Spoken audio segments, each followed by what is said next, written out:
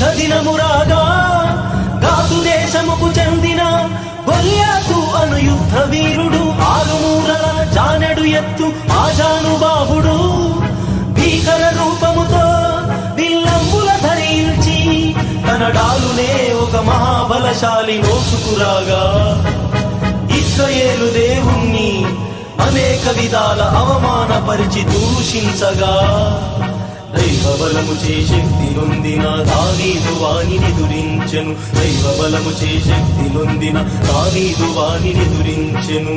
ఒరే సున్నతి లేని ఫిలిస్తీయుడా, జీవము కలిగిన దేవుని నామమును దూషించుటకు నీ వెత్తటి వాడవురా.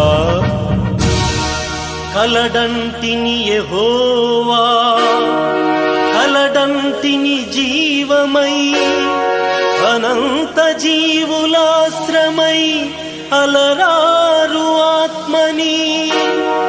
ఇశ్రాయేలు దేవుడే యెహోవా, కనపర్చును కార్యము గెలిపించును తన జనులా, కనపర్చును కార్యము గెలిపించును తన జనులా.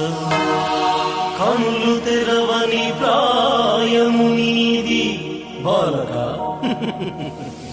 కనులు తెరవని ప్రాయము నీది, కరిగింతువా నీ తల్లికి కడుపు శోకము.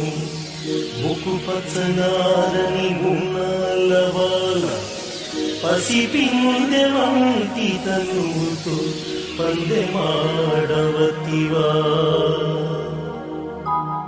పౌరుషంబున్నచో పందెమునకు రమ్ము, పసివాని బలమెంతో ప్రజలెల్ల చూతురు. పగవాన్ని చూసి జాలిపడుట పరిహాసము కాద ప్రబుద్ధ గోలా. ఊరుకున్న కొలది ప్రేలుచుంటివి నీచా, కులాడవని తలచితిరా వెర్రివాడా. క్షణములోన నీ శిరము హతము చేసి చెండాడెద గగనమందు మొండివాడా.